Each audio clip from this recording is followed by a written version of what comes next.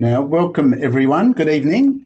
It's gives me great pleasure to welcome you to tonight's topic, simplifying pneumococcal vaccination across the lifespan.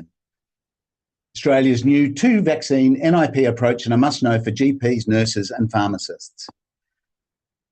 My name is Peter Richmond. I'm a paediatric immunologist and paediatrician at Perth Children's Hospital and a researcher at the Vaccine Trials Group at the Wesfarmers Centre for Vaccines and Infectious Diseases at the Wesfarmers Centre at the Kids Research Institute of Australia and University of Western Australia.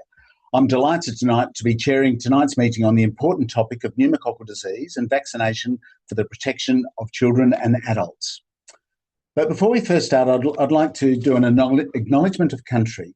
In the spirit of reconciliation, the Immunisation Coalition, myself, acknowledges the traditional custodians on the various lands on which we all work, particularly the Whadjuk people of the Noongar Nation from the Perth area where I work, and pay my respects to their elders past, present and their emerging leaders and any Aboriginal people joining the webinar tonight. I would also like to celebrate the diversity of Aboriginal and Torres Strait Islander peoples and their ongoing cultures and connections to the lands and waters of Australia and the wisdom and the knowledge they provide us.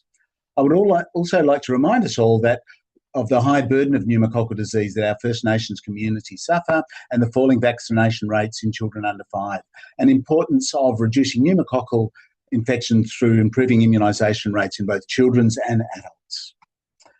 So we are here tonight to honour the memory of the late Professor Allan Cripps, who I had the pleasure to collaborate with as he was an international expert in the field of mucosal immunology and vaccine development. Allan also contributed significantly to the prevention of pneumococcal disease through research, mentoring and advocacy on a national and global level. And in fact, he was also the founder of the scientific journal Pneumonia and was member and chair of the board of the International Society of Pneumonia and Pneumococcal Diseases that holds a pneumococcal conference every 2 years.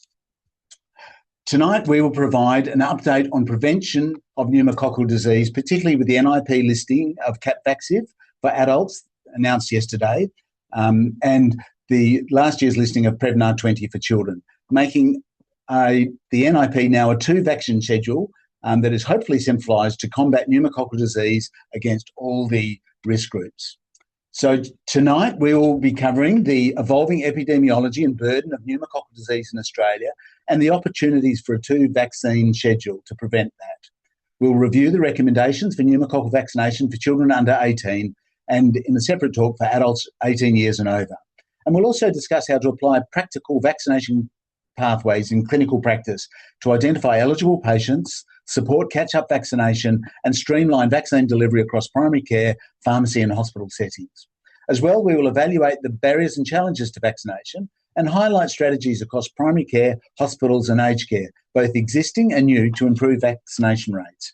Just a reminder, tonight's webinar is being recorded and will be sent to you via email in approximately 1 week. So joining me tonight, we're fortunate to have a panel of 4 multidisciplinary healthcare professionals who bring expertise and extensive experience across primary care, hospital, aged care and public health.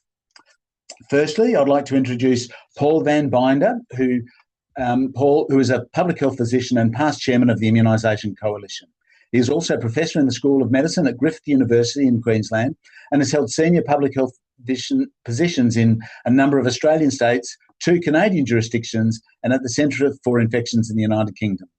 He has also had personal appointments on the National Immunisation Technical Advisory Committee across 3 continents, is a reviewer for over 10 journals and has over 50 refereed book chapters and articles to his name. Welcome, Paul.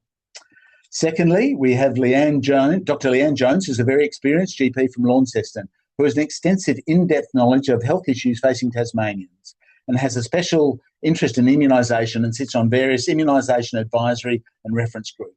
Leanne is also a director of the Immunisation Coalition. Welcome, Leanne. Next is Sonia Alaya. Sonia is a nurse practitioner from the Austin Health and has worked in the Royal Children's Hospital Immunisation Service for over 20 years. She's currently the nurse lead of the Workforce Immunisation Unit at Austin Health. Sonia has received multiple awards, including the Dame Elizabeth Murdoch Nursing and the RCH Chairman's Medal. She's currently a member of the Immunisation Coalition, teaching associate with Monash University, and holds an honorary position with Melbourne Medical School and the University of Melbourne. Welcome, Sonia. And rounding up tonight is Haven Mushi. Haven is a community pharmacist and owner of 2 pharmacies in Victoria with over 10 years' experience as an accredited pharmacy immuniser. She is actively involved in the Monash University intern vaccination training program, supporting the development of future pharmacists through practical immunisation training and mentorship. Haven also has extensive experience delivering off-site vaccinations in aged care facilities and helping improve access to essential vaccines for vulnerable populations. Welcome, Haven. In the interest of time, we will be answering your questions at the end of the first 2 talks during our panel session, but would encourage you to submit your questions at any time using the Q&A function button at the bottom of your screen. And finally, I'd like to acknowledge our 2 sponsors for this event and their continued support for the Allan Cripps Memorial Tribute webinar, MSD and Pfizer. So let's get started. So what I'd like to do is to set the scene about pneumococcal vaccination in children, and start with a few slides, and then hand over to Paul, who's got a more extensive presentation on adult vaccination, and then we will begin tonight's panel discussion. So firstly, I would just like to share my slides and talk to you a little bit about pneumococcal vaccination in children. And here is a picture of Allan. It's not me. And I'd really like to acknowledge his contribution and mentorship for me personally in the field of vaccine development and evaluation.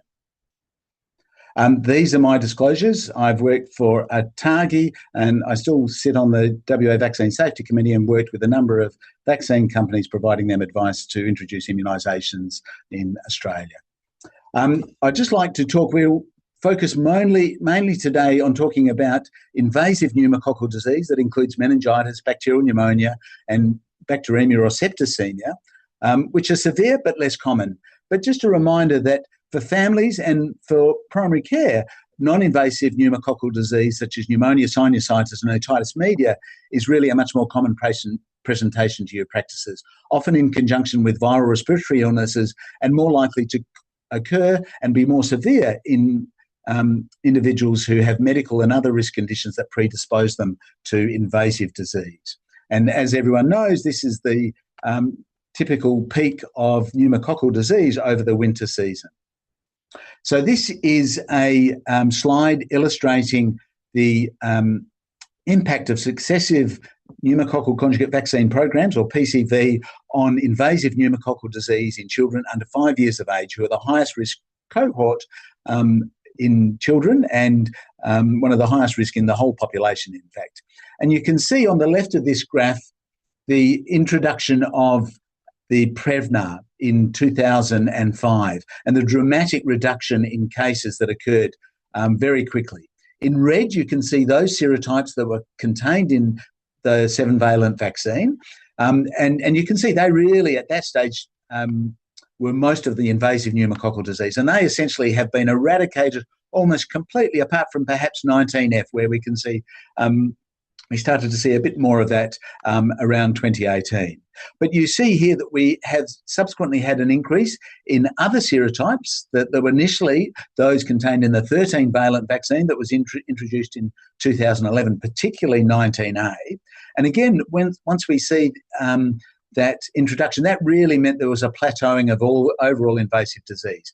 And again, there was a rapid decrease in those strains that were in the 13-valent vaccine, but they started to increase again in 2018, and that was when the 2+1 schedule, where we at 2, 4 and 12 months of age rather than the 2, 4, 6 month schedule was introduced to try and decrease carriage, particularly in toddlers. And you can see following that, we again have had a decrease in the number of cases due to those serotypes, but we still get a significant number of serotype 3, which is contained in the 13-valent vaccine, but is less immunogenic and is generally been found to be less protective in children. And unfortunately, post-pandemic, where we saw a significant decrease with public health measures, we now are back up to the equivalent disease that was occurring following the introduction of Prevnar back in 2005. And this is really driven by those non-vaccine types in green. However, the good news is that those additional types are significantly better covered by PCV20. And you can see this data here that covers from a 5-year period from 2018 to 2022, showing that really we have very little disease occurring due to the types in the original vaccine, but only about 38% coverage for those types that were still occurring despite having PCV13. But you can see we get almost a 30% increase in cover for those invasive serotypes that occur in PCV20. And there you can see the additional types that are included. And just a reminder that the 20 and the 21 valent are quite different. I'm sure Paul will cover that. But the important thing is that we know that also by vaccinating young children with these serotypes, we can also decrease carriage and protect other parts of the population who aren't vaccinated, including older adults. And Paul will also cover that. So just to remind everyone, we now only have 20-valent PCV in children's, or Prevnar 20, and that all doses of PCV now should be given have been due to Prevnar 20. And the good news is that in all safety systems in Australia, we have not identified any new safety concerns or reactogenicity with the 20-valent vaccine, which is reassuring. And yet we do not yet have coverage rates. But just to remind everyone, although we have seen a decrease over the last couple of years by about 2%, we actually still have very high coverage rates at 12 months, which is those first 2 doses, and at 24 months, which is for all 3 doses. So over 93%. So everyone here is doing a great job, but I guess we can do better. And I think where we can really do it, where the coverage rate is not nearly as high, is in the at-risk group. So just reminding you, this group is recommended to receive an additional dose of Prevnar 20, irrespective of their prior vaccination. And these are the sorts of things that we have: children who are immunocompromised or who have a non-functioning or absent spleen. Obviously, if they have leaks into their CSF, they are more prone, and that includes things like cochlear implants and shunts. Having had previous invasive pneumococcal disease is a risk factor for having recurrent disease, and severe renal impairment and nephrotic syndrome, as well as those other conditions that are also risk factors for many respiratory infections such as chronic lung, cardiac and neurological diseases, very preterm children, and those with genetic conditions and chromosomal conditions such as trisomy 21, and as I mentioned earlier, Aboriginal and Torres Strait Islander children. And so just reminding everyone that those at-risk children, if they're less than 12 months of age, we give that additional dose at 6 months. So they get a 4-dose schedule at 2, 4, 6 and 12 months. However, if they develop those at-risk conditions after 12 months of age, then they should receive an additional booster dose of Prevnar 20, whether or not they've received Prevnar 20 or Prevnar 13 for that original 2, 4, 12-month schedule in infants. And of course, we always go to the handbook to keep up to date with recommendations. But finally, I just want to remind us all that it's not the vaccine that saves life, it's immunisation with that vaccine. And that's the job of everyone who's on the call tonight. So thank you for all your hard work. And now I will hand over to Professor Paul van Binder, who's going to update us on changes in the adult vaccination program. Thank you. And I can already see we're starting to get some questions logged in the Q&A. So thanks for that. And please do add any more questions in. Over to you, Paul. Thank you. Thanks, the IC, for putting this on over the last 5 or 6 years.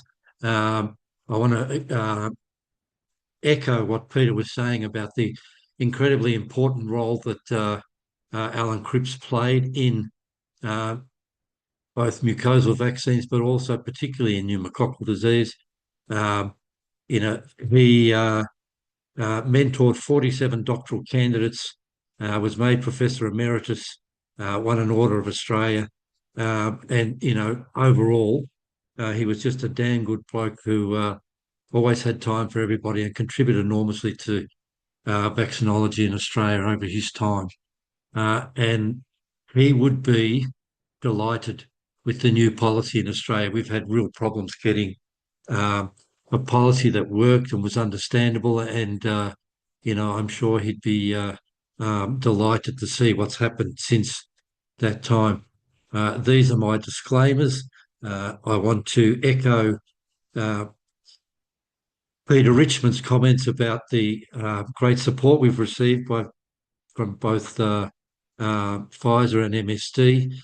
with this particular program and with their support of what we've been trying to do with education. So I want to talk about the role of vaccines in older people, the risk factors, the opportunities and challenges, and then where we are at the moment. So healthy ageing is the process of developing and maintaining the functional ability that enables well-being. And when I talk to my 94-year-old mother, she's not worried about getting the flu or pneumococcal disease. She's worried about maintaining her cognitive status. She doesn't want to live with dementia, and she's worried about frailty. And they're the two key issues that older people are concerned about. And this avoidance of infectious disease is one of the critical aspects of making sure that they can continue to do this. So seniors are at risk of several infectious diseases. They don't respond as well to treatment. They have high rates of mortality and morbidity, and prevention via vaccination is an important approach to reduce the burden of this. And the reason the burden is so high is a combination of what we call immunosenescence and a subgroup of that, which is what we call inflammaging. And so immunosenescence is an aging and a decrease in the functionality of both the innate and adaptive immune responses.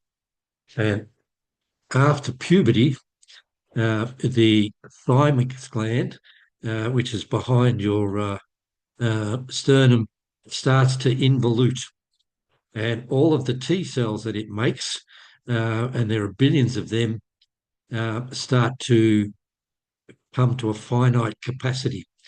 And so as they exhaust, there are less of those to become naive T cells to fight new infections.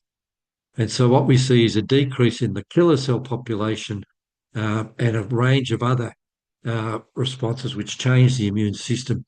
And this is worsened by the concept of inflammaging, whereby your chronic herpes zoster infection in your nerve ganglia, your chronic CMV infection, are continuously attacked by your immune system to make sure that they don't come out and give you illness or give you shingles. And so we spend a lot of time fighting off diseases that are inherent within our bodies already, and that continues to increase the amount of exhausted memory cells and killer cells and so on that we have. So we have to try and prevent people from being challenged by new diseases.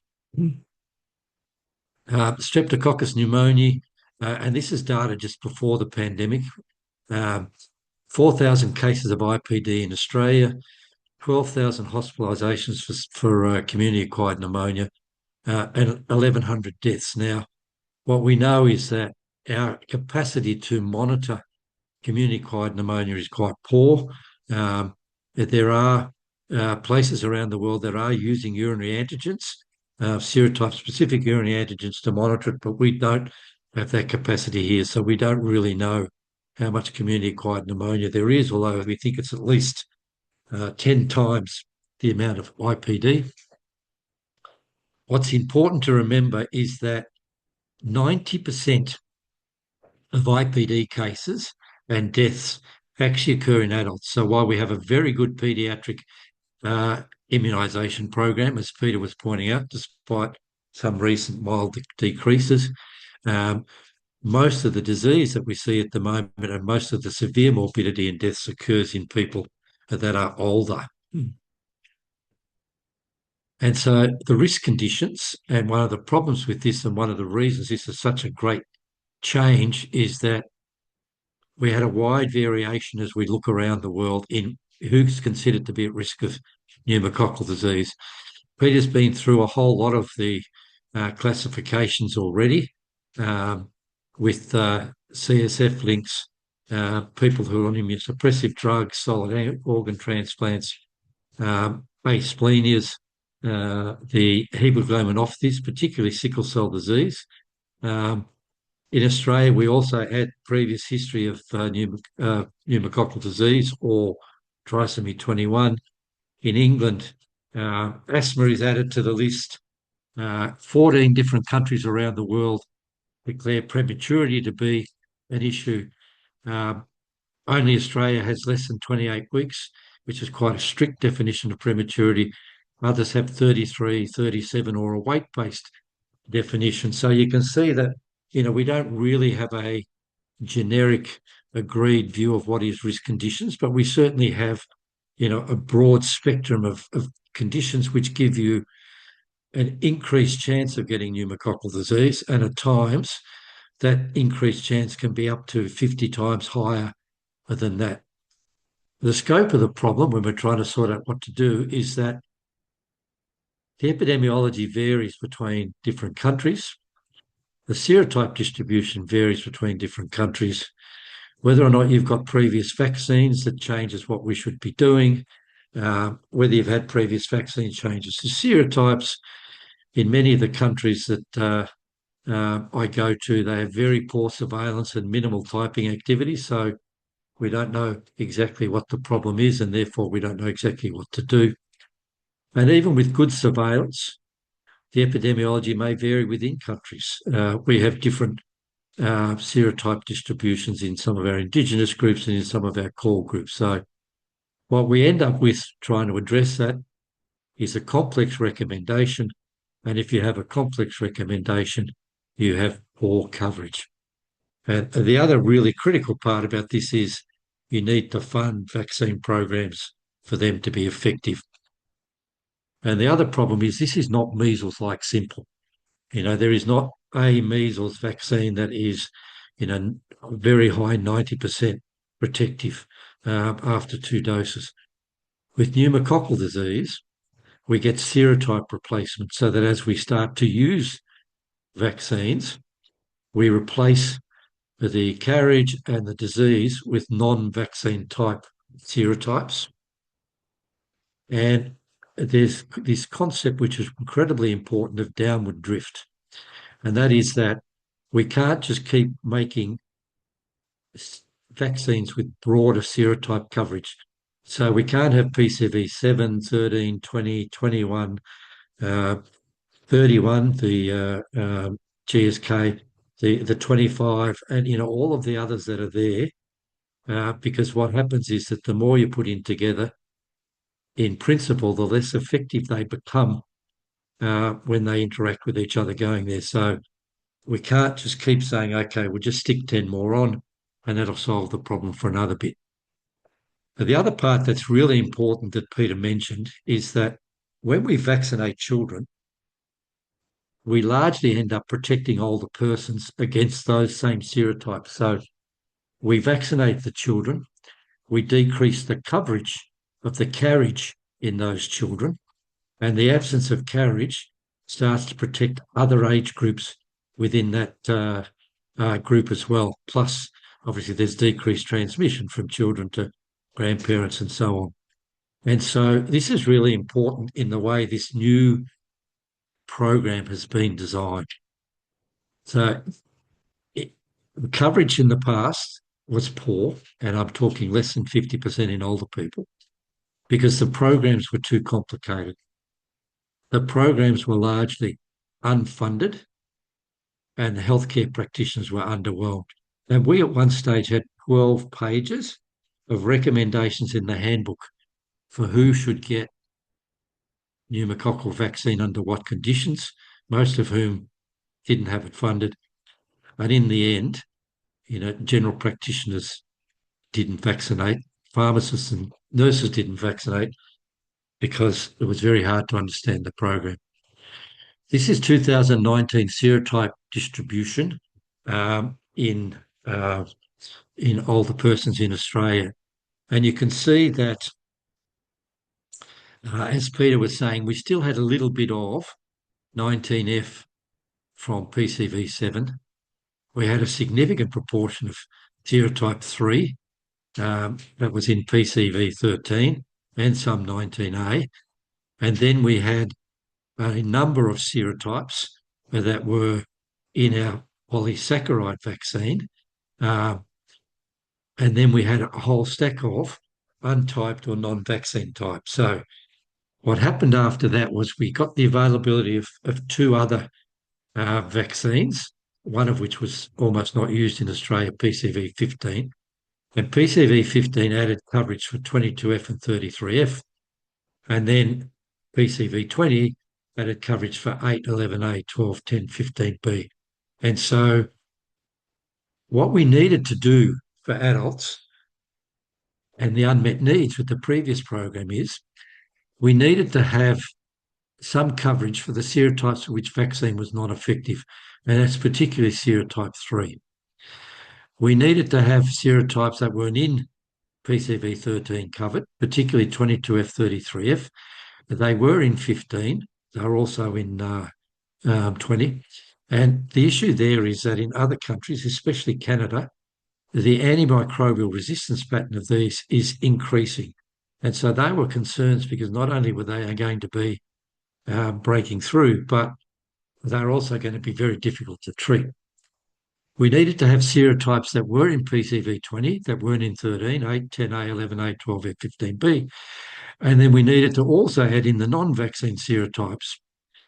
And the problem with all of that was that you just can't keep adding serotypes because what you get is less effectiveness against the ones you've got as well as the new ones. And so this is the serotype overview that we had. Now, we were using 13 and 23 combined. We've now swapped so that PCV20 is used for everybody under the age of 18, 3 doses, 4 doses, depending on your underlying conditions, whether you're being given it after your primary course or whatever. And you can see there that everything that was there in PCV13 and PCV15 is covered, but we've added in those 5 other serotypes that are there. And the challenge with that was obviously, how well we're going to do with that, given that we've added serotypes and we may see some downward drift. And there's been a lot of debate about, is a 2+1 enough with PCV20? The Europeans say no, the Americans say yes. England is only giving 2 doses. It's running on a 1+1 schedule, although it's still using 13. But deep down, what we're getting in the paediatric program is a broader coverage than what we had with PCV 13, and what we're expecting and what we're seeing with the serotype data from surveillance is that we should get anything up to 25 or 30% better coverage using PCV20 than we did with our previous one. This is PCV21 Capvaxive, and this is what's available as of yesterday for all of our people over the age of 18. And so what we've done is we've said, look, all of those ones that were in PCV13 that we think are really well covered by the herd immunity, we're going to leave a lot of them out. We're going to keep 3 and 19A because they've been giving us problems. But the rest will say they're already going to be covered by the paediatric program. And so rather than trying to add in a whole stack of extras, we're going to add in different ones. And you can see by comparing 20 and 23 that we've now added in 9N, 17, 20A, 15AC, and between them they cover 15B, and so on through there, as well as those 22F, 33F that we were having problems with that weren't in 13. And so what this says is that PCV21, while only adding 1 additional serotype to the vaccine for children, is going to actually cover an additional 8 serotypes, which provide an enormous part of disease in older people. And so this is a quick slide on the herd effects, and this is modelling that was done looking at what happened after PCV 13 was introduced. And this really says, what do I expect to happen after we use PCV 20 in children? And it says by the 5th year, 82% of the disease due to that particular group, those particular serotypes, will have disappeared from older people. So I'm expecting, based on what happened with PCV 7 and 13, that PCV 20 will have very little additional disease in older persons because of the paediatric program. And so our current Australian program now is 20 for everybody under the age of 18, PCV 21 for everybody over the age of 18. And this is what I'm expecting from the data that we've seen in this particular group. In people over the age of 70, we will get an extra 25% coverage from over PCV 20 in older people. And we'll actually get an extra 50% coverage over the blue ones, the PCV 13. Now, it's not quite as dramatic in Indigenous, particularly because of some different serotypes, potential emergence of serotype 4. But we're still going to see a better overall response than our current program. So I'm really excited that, this is a quantum change. We haven't added on a couple.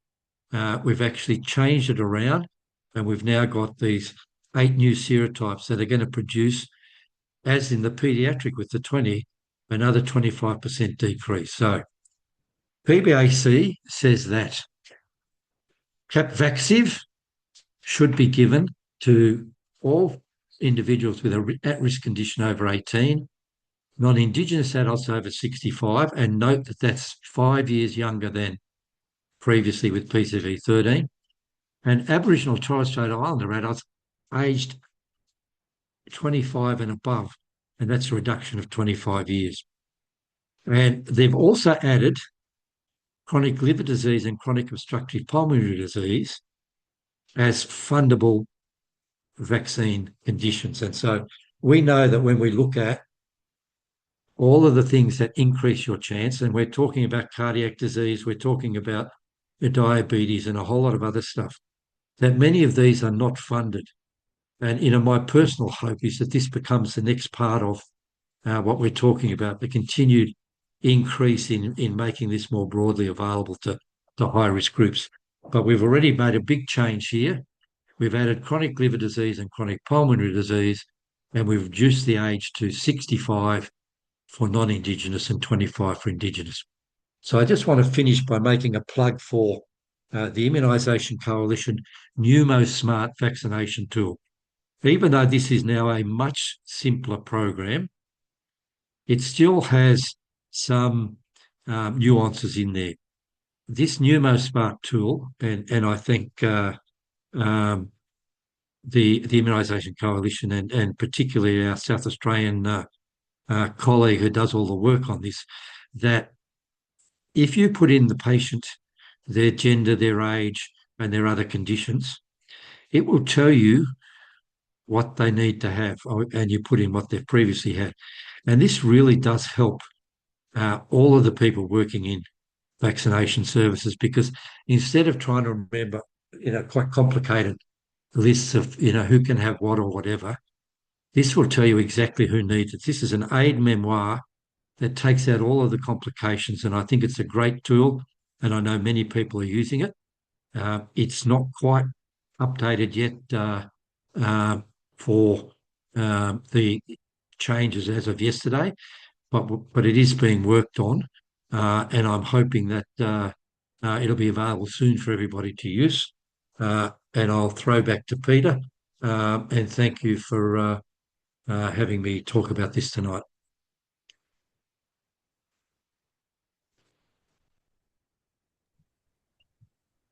Thank you, Paul, and thank you, everyone, for popping your questions up in the Q&A. Now, if all the panel can put on their cameras, please. I think it's quite clear that we have 2 new but different vaccines, and I think Paul's really explained that well about why we're choosing a different vaccine for adults. And I think obviously the important thing is also to recognise those changes in recommendations also for the at-risk groups who are younger than 65. So I think certainly there has been a simplification. So we've got already got quite a few questions coming through, and I guess the first one was around the introduction of the PCV20, and there's been one question about why we didn't have a catch-up campaign that we did with the initial introduction of pneumococcal vaccines, and that was really just about cost. It was trying to make it a very simple transition. And I guess, Leanne, from a GP's point of view, how did you feel that transition went from PCV 13 to 20 for children? And, what can we learn from that for this new 21-valent vaccine in adults? I think it actually went very straightforward. It was really just a changing of the number on the end. We've gone from 7 to 13. Now we went to 20. Our practice nurse, who's our main immuniser, and it was all very straightforward and went very smoothly. And I think these changes are going to make it even more smooth. So, yeah. And what do you think about this new schedule? Is this going to make things easier or more difficult?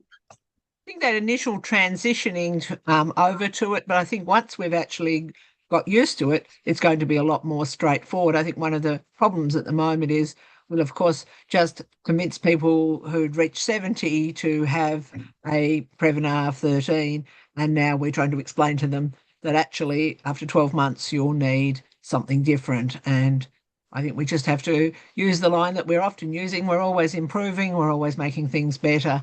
And, there's always progress in vaccinations. Yeah, I think that's really important. And I think Paul pointed out that actually it gives you an extra 50% protection against invasive disease serotypes. So certainly there's some benefit for getting that additional vaccination. So I guess, and Sonia, when you're talking to sort of individuals, adults or children around vaccination, how do you raise pneumococcal vaccination as something if you know that they are due a dose or haven't perhaps had one yet? So certainly, reviewing their immunisation history to see whether they're eligible. But I think what you mentioned actually about the special risk groups is probably, the trickier element. But I think in saying that, we've got a lot more tech-savvy kind of programs, with the electronic or medical records that we use in hospitals. We can actually flag those patients with those medical conditions and then send out invitations to get the vaccination. But certainly once you've got the patient with you, I think, talking about the risk of pneumococcal and the importance of vaccination, it's actually, quite simple to have those conversations. But often I think it's actually trying to get the patient to you in the first instance. Yeah, thanks. And Haven, I guess we've got some pharmacists on the line as well. From a pharmacy point of view, I guess if you're seeing an older adult who's coming in for their flu vaccine, is talking about pneumococcal vaccine something that might happen in pharmacy? Definitely happening more often now than it was previously. I must say it's the co-administration of vaccines is seen a lot more. And the beauty about pharmacy especially is that most pharmacists have got really good rapport and trust with their patients. So it's a simple conversation that may or may not lead to the vaccine being administered then and there. But trust the process because they do come back.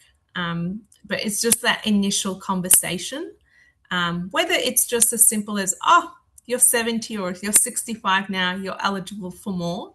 And this is what more looks like and what more can do for you. Yeah.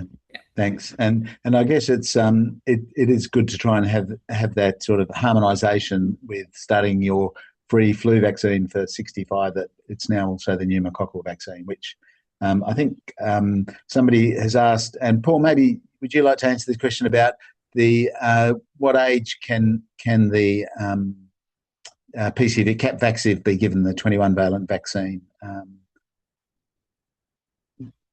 for adults? Sorry, I was on mute.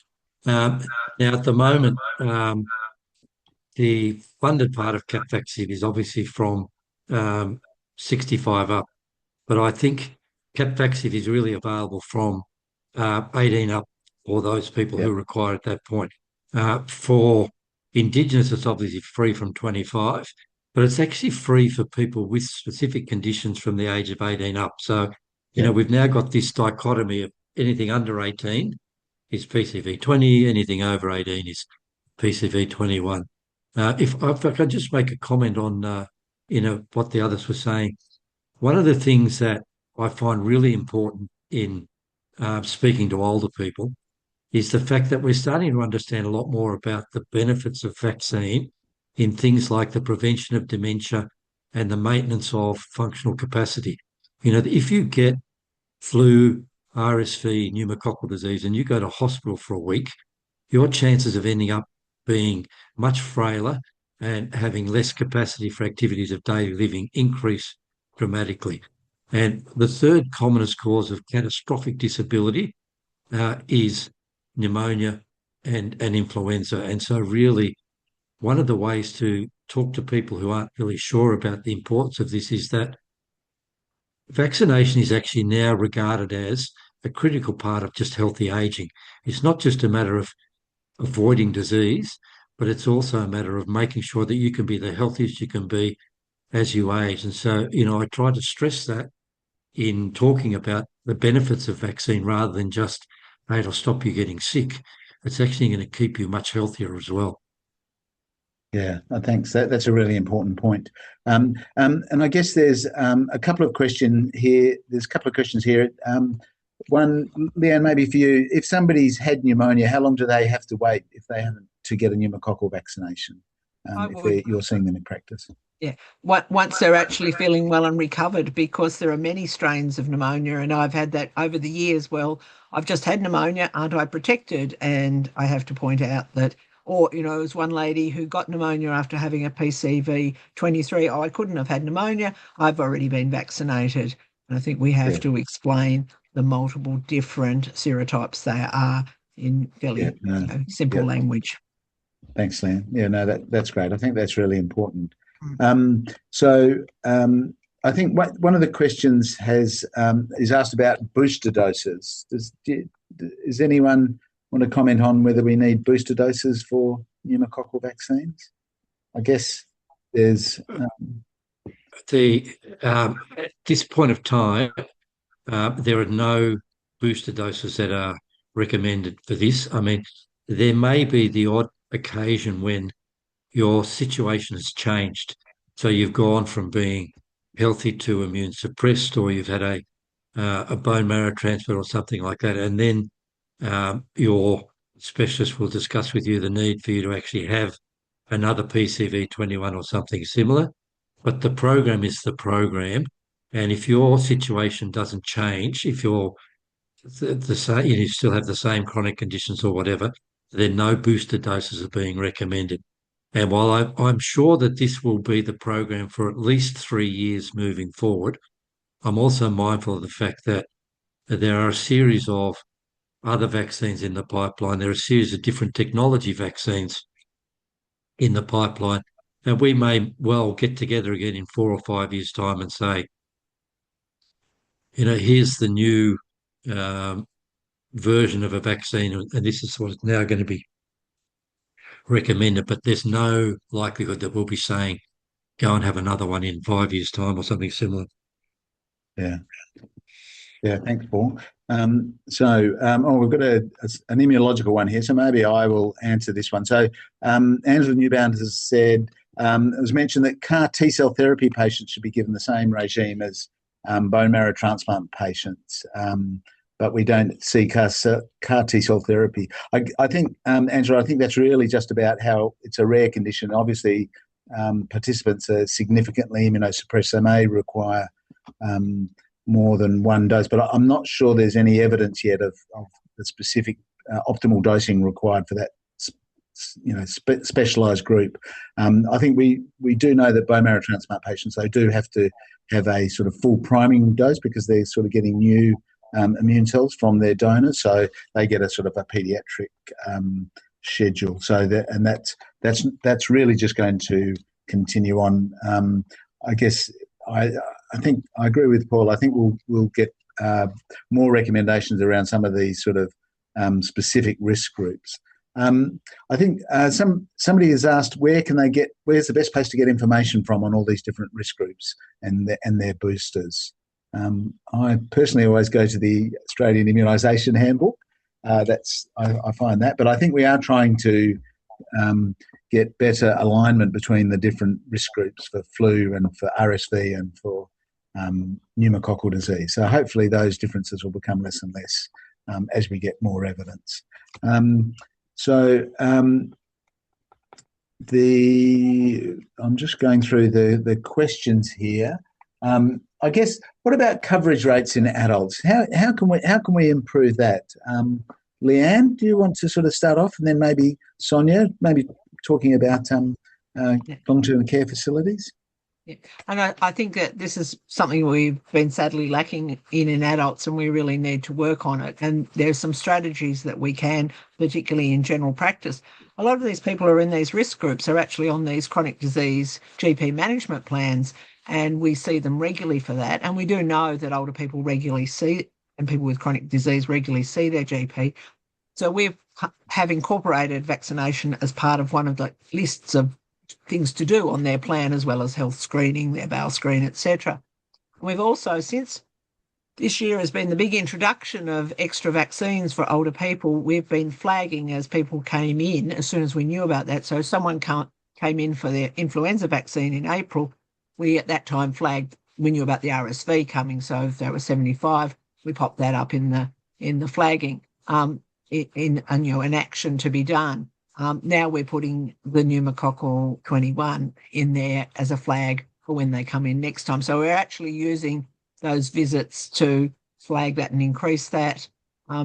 Aged care is always a challenge to make sure they're being vaccinated. I have a group of approximately 30 aged care patients, and I run a little table, a little spreadsheet of what their vaccination is. And in March, I gave them their COVID. In April, I gave them their influenza. In May, I gave them their RSV and said, guys, you've got a bit of a break now, not knowing about this program, of course, and I'll be going in to greet them shortly. So this one, of course, is a bit trickier because you've got to look at that 12-month window and while some of these people, when they went into the facility, got their first PCV vaccine. So we will just have to work around that a little bit, but it can be done, and this is where AIR is extremely useful. You can find out what they've had in other practices, and I think the pharmacists online will say, yeah, you also utilise AIR, find out what's happened in general practice. Thanks. Sonia, do you have anything to add to that? Yeah, so just coming from the hospital perspective, which is, of course, my background, from the paediatric perspective, just again touching on what you were saying earlier, Peter, about the special risk groups. So what we did when the COVID vaccine was released for children with underlying medical conditions was actually, use the electronic medical record where all those patients who had an underlying medical condition like cystic fibrosis, heart disease, any lung problems, were able to then, invite all those children and book appointments for their COVID vaccine. So I think we need to do the same thing, and certainly working with those specialists to get, the paediatric population to make sure that they've, got the vaccine. Because I think a lot of them actually think they're up to date because they've had their Prevnar 13s and Pneumovax 23 previously, but, really trying to get this vaccine to that group. And then from the adult perspective, which is sort of where I'm working now, we're very excited, of course, about this, 21-valent vaccination. And already any of our patients that are now booked in for their Shingrix at 65 are already adding, Capvaxive to that. So we've already got, appointments starting to load up, with that additional vaccination, but also, working with our medical colleagues. So we've already been working with our consultants at the hospital that work with immunosuppressed patients. So IBD, rheumatological patients. So making sure, those medical risk patients get their vaccines, same as a HIV clinic. And, so really trying to, increase that. And also, we look after the workforce immunisation as well. And so already trying to identify who our staff are that are already age eligible. Because again, I think people think that they've had their 65-year-old Shingrix, I'm done now for 5 years. So really now trying to get back in touch with them to say, no, we really need you to come back and have an extra one. So fantastic. And Sonia, there's just a question here. If you had somebody in the children's hospital who's not had any vaccinations, what's your approach? No previous pneumococcal vaccination. Yep. So, talking to the family about the importance of the pneumococcal vaccination, again, depending on the age. And I think one of the limitations in coverage is, in fact, that the Australian Immunisation Register, once you turn 2 years of age, actually disappears pneumococcal. So it actually doesn't say you're recommended to have it, even though it's actually funded up to age 5. So I think that's a real problem because people think it's not as important if you're aged between 2 and 5. So really talking about the incidence of pneumococcal, the importance of the vaccination, and really what we're trying to protect against, and not really forgetting that pneumococcal meningitis, 1 in 10 children can die. So very important vaccine to talk about. No, and definitely we're still seeing cases of invasive disease and nasty empyema and pneumonia. So you can, if they haven't had a previous pneumococcal vaccine, though, you can give them the 20-valent vaccine now. So that's covered by the NIP as part of that catch-up. I think there's a question around private market vaccine. Haven, do you want to answer that? Do you can purchase vaccines privately, Capvaxive? Yeah, definitely available privately. I'm yet to do a private one in the last 2 days, but the retail price is somewhere around $169.99 roughly from memory.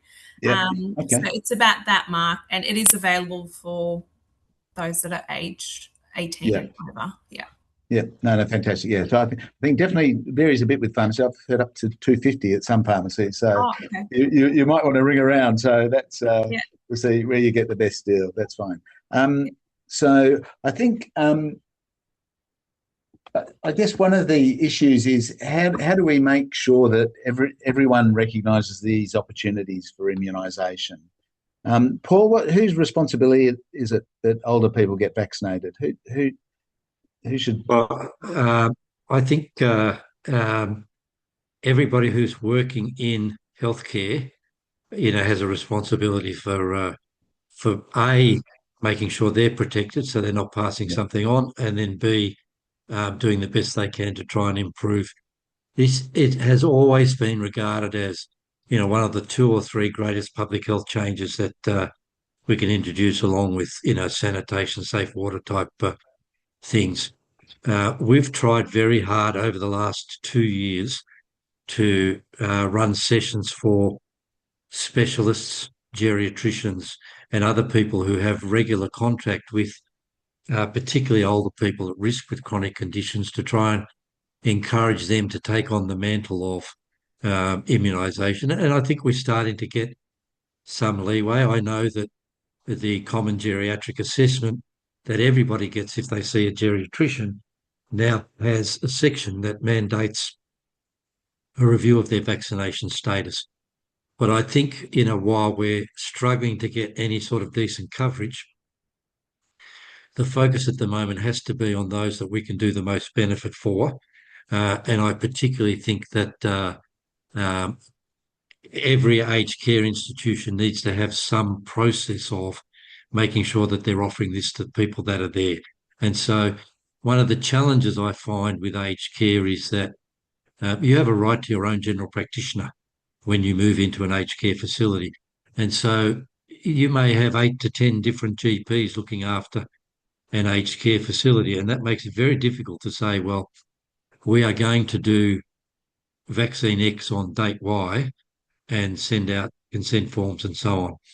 But I think it really is possible to pre-organise consents at the start of winter for the vaccines that are going to be needed over winter, and for, the use of antivirals if you get a flu outbreak in the facility and so on. I mean, I think that there are lots of things that can be done to try and overcome the lack of cohesion between different doctors looking after particular processes, because, the reality is that we have probably 30 to 40% of people that are covered with an up-to-date COVID vaccine. Most people who die of COVID now die in aged care home rather than just in the community itself. And we're still talking about, many dozens every month, that this is not something that we've overcome. And flu's the same, and we can do something about RSV and flu and COVID. We don't have a vaccine for human metapneumovirus or other things that can be really bad with old people. And so I think the responsibility is for everybody to try and do something about it. And, you know, Leanne was talking about some of the things that can be done within a practice setting to try and do that, you know. And so things like auditing your own 65 and up to see who is short of a vaccine, you know, everything from Shingrix to all of the others. Trying to make it so that it's automatic if somebody comes in for their 75-year checkup or they come in for some other process. I think you've got to get away from hoping that this will happen opportunistically and having some system in place to try and make sure that, you know, you're going to look for these people and you're going to actually try and protect them. And the same goes for, you know, Indigenous groups through the NACCHO system to make sure that they've got something in place for those. But, you know, it's a shame for the country what our coverage is with all of these particular vaccines, even the ones that are funded. You know, we rail against the fact that we've dropped from 95 to 93% in our paediatric program, but we accept 30% coverage for Shingrix and 40% for pneumococcal in older people. And I think it's time we started regarding, you know, people like myself as I approach my 70th birthday this year as also being important to protect. Thanks, Paul. And I think there's a comment here from a nurse who's working, Tanya, who's working in a remote community who doesn't have a GP and has an aged care facility. Should she be able to vaccinate that group? I know there are some differences between jurisdictions. My answer is yes, but I don't know how do we do that? Can anyone answer that question for me? Sonia, yeah. Yeah. If she's an accredited nurse immuniser, then she doesn't need a medical order to administer NIP-funded vaccinations. So definitely able to give those. Again, if it's an aged care facility, would just need to establish those consents prior and then proceed to vaccinate. Yeah. Yeah, thanks. That's great. There we go. That's good advice. So I think there's a few questions here about boosters after 5 years, and are they going to be funded? I don't think we have. That's not yet funded, and I think that will need to be determined probably by post-marketing surveillance. I think that's going to be the way that will roll out. I think there is a question also about, you know, what does best practice look like collaborating between GPs, pharmacists, nurses and specialists to increase vaccination rates, particularly, I guess, in the adult space, because I think that's probably where this seems to be more of an issue. I think some of the adult hospitals don't always take this on board in terms of vaccinating their patients or at least recommending it. Leanne, what do you think in terms of your adult patients who are being looked after by specialists in the hospital? Yeah, I think, as Paul alluded, the specialists need to sort of get on board with recommending this, because patients will often come in. They've come in regards to RSV. I've been to the respiratory clinic and they've said it's really important. And, you know, on the basis of a specialist said it, they were happy, you know, to fund the cost of an RSV vaccination. So I think it's really important the specialists at least recommend them, document them in the letters to us. And we obviously follow through with that. And we also look for these people. I appreciate that specialists don't have access to vaccine fridges, nurses to assist them. So we are probably the deliverers of that together with the pharmacists. So I think it's something we've all got to work together. And if we can, whoever does it gets it on the register. And, you know, we all talk about it together. As Haven said, sometimes people don't actually have that vaccine when you first talk to them about it, but they will come back with it. I've seen a number of people who've got the flyer for the RSV vaccine in their hand, and I've said, "Oh, have you just had it?" And they said, "No, I'm going just home to read about it." But they're usually back within a few days to have it. So I think that there are different approaches for different people. Yeah, and this is one for anyone on the panel, I guess. Do you think we need to have more awareness of pneumococcal vaccination in the general public? Do you think people are generally aware of it, or do you think it is still something that perhaps we need to have more awareness? I think people are not aware of it. When, you know, it was the 70, you talk and they go, "Oh, what's that?" You know, and you have to explain it's another type of pneumonia. It's a little bit like, you know, I've spent the last month explaining what RSV is to people. They do know about it in your population, in your children, and once you start talking about that, they've generally had a grandchild or something and they know what it is. But I think we need some public education. And I'm afraid the woman who speeds around on the TV telling me she's it's important to be updated with her vaccinations doesn't really, I'm not sure that's making older people come to, she's going too fast, but maybe she's, as Paul says, she's trying to keep young. So. Yes. Yeah. I think, sorry, Peter, Leanne, I agree with you. I'm not sure that the current marketing campaign is going to increase our coverage. I mean, I've always believed that, there's three basic steps for people to want to be vaccinated. You have to believe that the condition's important. You have to believe that the vaccine works, and you have to believe the vaccine's safe. And without all three of those, you're not going to get vaccinated. And the problem that we have with disease in older people is that, everybody recognises influenza as being a disease of older people, even though it's also a disease of children.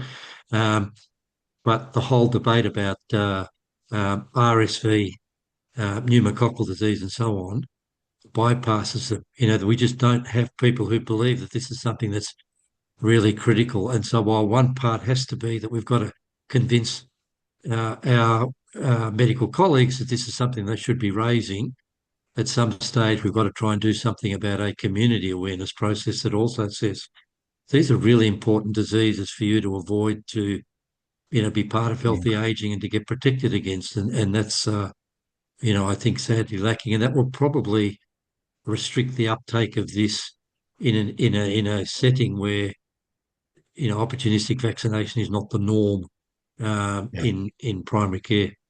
Can I just make a quick comment about some of the questions I've seen going through about the time between a previous vaccine and getting Capvaxive 21? Now, from a scientific point of view, the recommendation is that if you've had a previous conjugated vaccine, you can get another conjugated vaccine like PCV21 after 8 weeks. But you should not get a conjugated vaccine after a polysaccharide vaccine in less than 12 months because of the hyporesponsiveness. Now, the actual official statement to try and stop people having to remember which goes with which is that we recommend 12 months between previous vaccines, not because we don't think it's effective or safe after 8 weeks of two conjugates, but just so you don't have to remember which was which and what went on and so on. So the official program says wait 12 months, but, if there was a specific reason for giving it after a previous conjugate, you can give it as early as 8 weeks later. Yeah, thanks, Paul.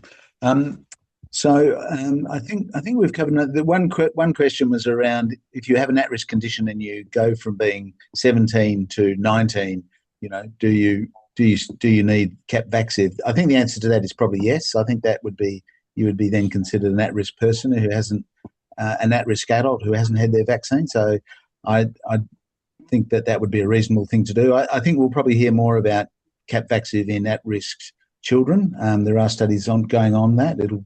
That may be something that will come down the line.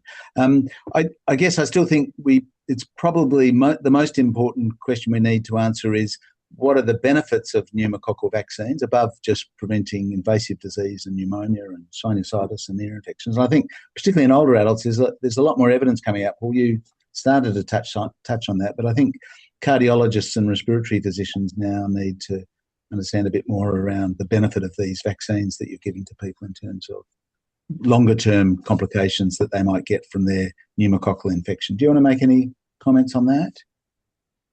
Sure. I mean, I think we are becoming very clear that that these are broad-based viruses in the same way as we understood COVID was a broad-based virus in its capacity to impact on the cardiac system and the neurological system and so on, and that these viruses do the same thing. I mean, influenza does the same thing. I mean, you'd know as a paediatrician the neurological impact of flu on children. With older people, we know that respiratory viruses have an impact on your cardiovascular system as well.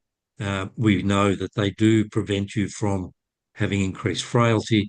Your chances of dying of a heart attack in the next 30 days or of having a stroke increase with one of these respiratory diseases.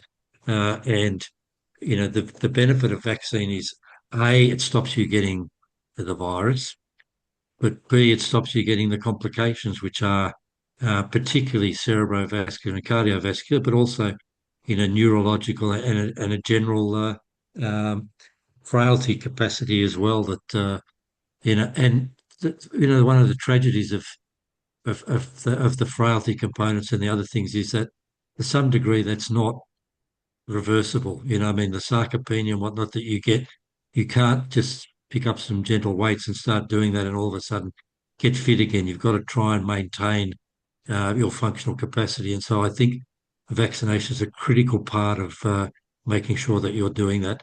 And I actually find that that actually helps your discussions with patients, you know, who may not actually feel that, you know, the flu's particularly bad or whatever, but, you know, are really hell-bent on making sure that they can live their best lives. Yeah, thanks, Paul. I think that's really important. Maybe just to finish up, we might talk about if there was one thing we could do to improve coverage for pneumococcal vaccines, what we recommend in our practice. So, Haven, do you want to start with that from a pharmacy perspective? Peter, we've actually started already doing that. I'm glad.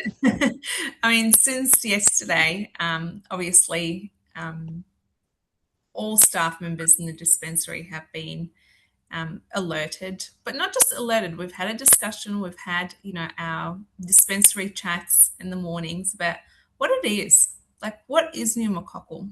Let's talk about it in simple language. You know, the patients that are coming through the door, they don't want to hear the complicated language that is used sometimes amongst, you know, doctors and maybe what they see out there, but how is it going to affect their day-to-day? And as soon as you sort of put that into simple language, they understand it, they get it, and then we start to see those increase in vaccination numbers.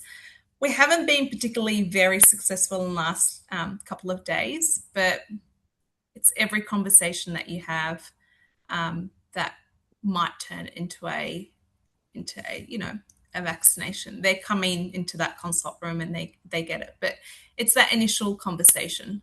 And I think that needs to happen from every single sort of person that is throughout that food chain, whether it's the consultant, whether it's the GP, whether it's the nurse. The more that they hear it, I think the better it is. And that's what we've got. I mean, we've got these, it's a simple thing that we're doing at our pharmacy, but we've got these alert cards. They're kind of profiling patients according to the medications that they get dispensed. So, you know, if there's any immunosuppressants, you know, you've got your cytotoxic, but then make sure you ask whether they're up to date with all of their vaccines, and then we have a conversation. So it's the little stuff that definitely adds up, but we're starting somewhere. Fantastic, thanks. That's great. Some great suggestions there. Leanne, from the GP? Yeah, I'd agree with that. I mean, I mentioned some earlier, but I think having the whole team on board, our reception staff are up to date with what these are. So, you know, when they're calling people to offer them appointments, I appreciate we've got limited vaccines, so we've got to be a little bit careful about how many people we call up, but they are familiar with what the questions that the patients are going to ask, and give them the opportunity to discuss it with their GP when they come in. So I think having everybody from the front at the telephone right through to the whole practice on board with it. And and I think this sort of initial not supplying a lot of vaccine probably is relating to just supplies generally, and I'm sure that will improve with time, and definitely they should be getting into arms, not staying in the fridge. So I'm sure you can order some more. Sonia, from a health service point of view, what would you recommend to your so we've already been adding query cap vaccine to all of our Shingrix bookings for patients who are 65 and our staff who are 65. But we've also been starting those conversations with our specialists who are seeing the patients. Because I think one of the things we've touched on already is this sort of ping pong sometimes between specialist and GP. You might refer them back out, and the GP says, "Oh no, you're quite at risk," and then what does the specialist say? Sort of can go back and forward. So really making sure that our specialists, and particularly those in those new areas or new funded groups for the chronic obstructive pulmonary disease and the liver patients. But just listening to Haven, I think there's still more that we can do. So instead of sort of alert cards, I think we should definitely probably be putting up some posters about the new vaccination recommendations in those same clinic areas. That way, if the consultant or specialist hasn't had the conversation, at least the patient may be prompted to ask about it. Yeah, no, I agree. And I think, there has been a lot of changes this year with RSV as well, and flu, and, nasal flu as well. So I think it's really important that we can sort of try and get those messages across with clear information that they understand, as Haven mentioned. So that's fantastic. Paul, last words? Look, probably the last thing that I want to raise is that these are all capable of being given together.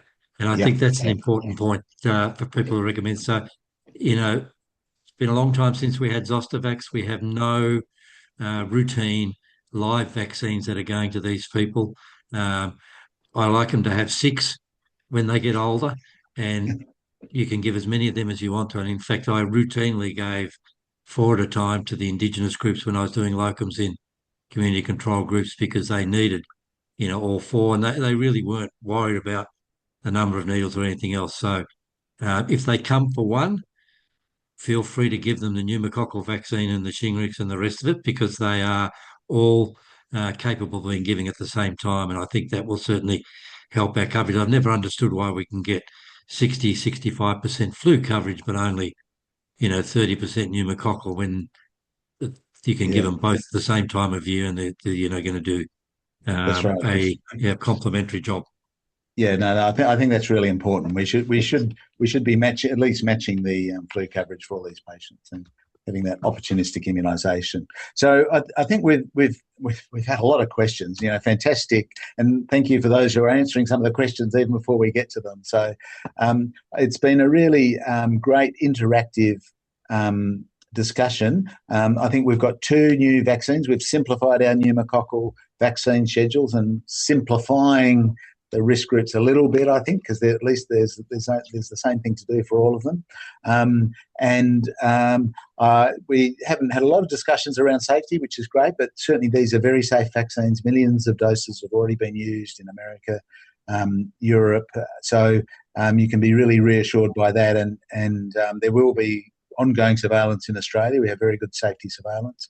And these vaccines are highly effective. So there's some really good studies showing post-effectiveness in the populations where they're being used. So I think Australia's got a great chance to impact more on pneumococcal disease. And so I thank you all for joining us tonight, and thanks for all your great questions. I'm apologising now if we haven't been able to answer exactly some of them, but certainly have a look at the handbook. We'll answer a few of them, but certainly we're hoping to have regular updates in this area. And I think Allan Cripps would have been proud to hear about all the discussions about giving more pneumococcal vaccines to both children and adults to improve their health.